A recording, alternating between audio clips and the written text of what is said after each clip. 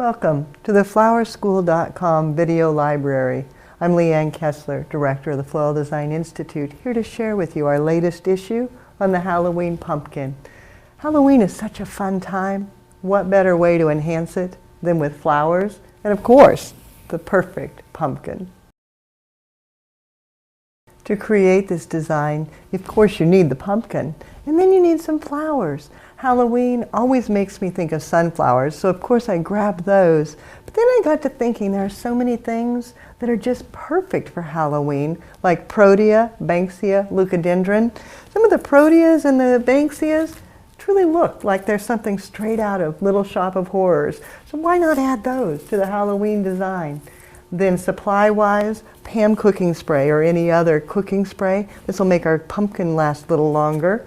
And a glue gun with a regular hot glue stick.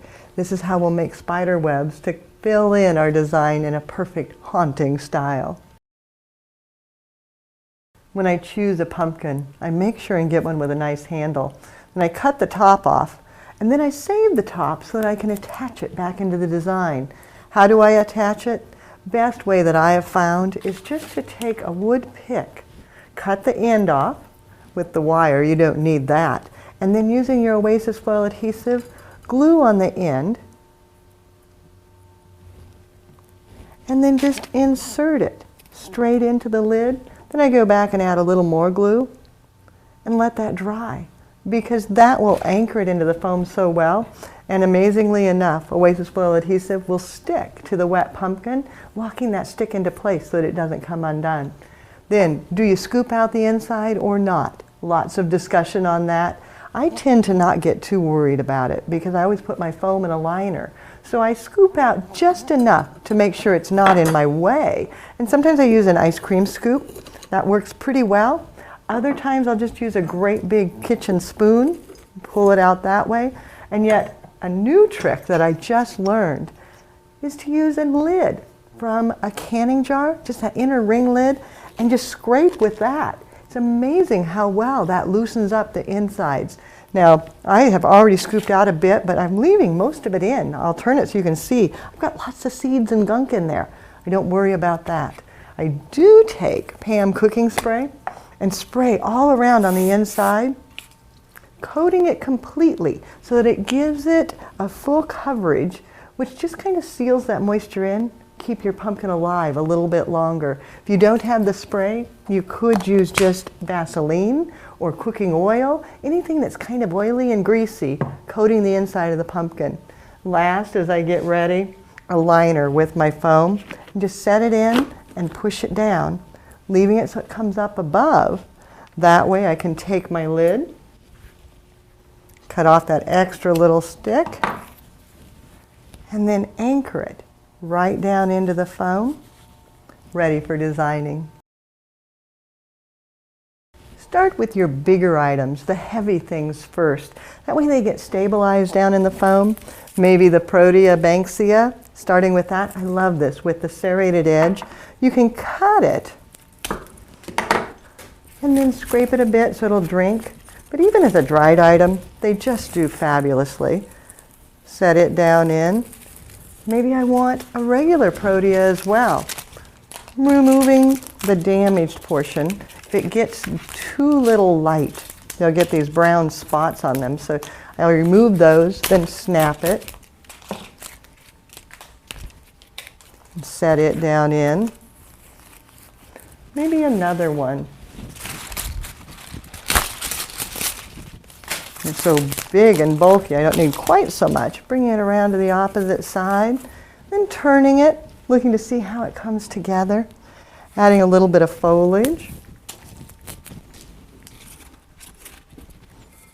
Letting it just kind of extend in a radial fashion so it goes all the way around so I don't have a one-sided design. Those aren't very happy. Maybe not going to use that. There we go. Want it to be nice and full and luxurious. And turning it.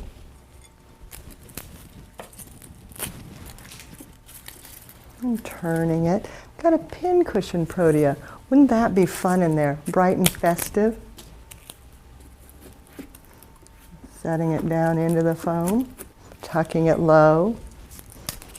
The second one, deciding where to place it, maybe right beside, so it's got a little bit more impact with the two together. And then once again turning it, looking for filling, maybe a little bit of the leucadendron, letting it come out a little taller.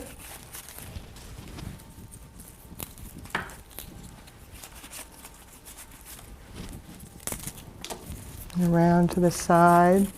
Then looking for holes, spots that maybe don't have good coverage so that nothing shows as far as the magic of the mechanics.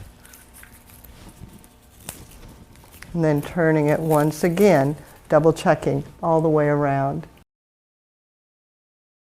We mustn't forget the sunflowers. They're so gorgeous and really the essence of the season. So give them a cut. And then finding the perfect hole, sliding it right down in, letting that brighten up the entire design, maybe bringing another one down closer to the lid.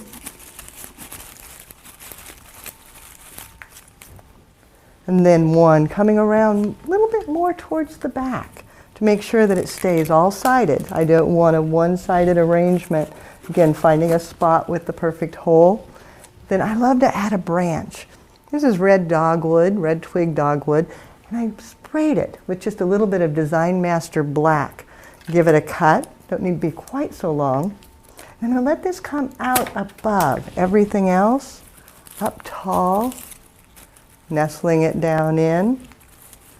And then one more time, turning the design, looking to make sure everything is covered, adding a leucadendron in one spot, maybe another leucadendron to fill in, making sure there's no bare areas. Turning it, turning it. I've got one more leucadendron, I may as well use it, not leave it in the vase. Setting it in. Then the last step with this beautiful pumpkin is to add my spider webs. And that's easy, just using a little bit of styrofoam, leftover scraps that you may have. Hot glue.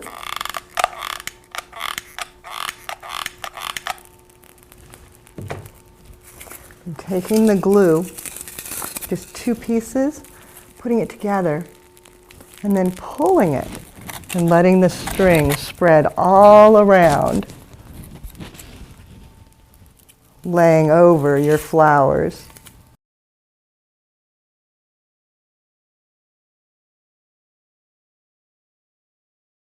Always be sure when you're selling a pumpkin with an organic shell like this to set it on a plate, because yes, it is going to decay, yes, it is going to die, and you don't want it to leave a spot.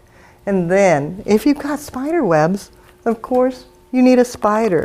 So I always like to go back and add a little spider or a big spider right where it will climb into the web. For more creative ideas and fun inspiration, check out our website, flowerschool.com.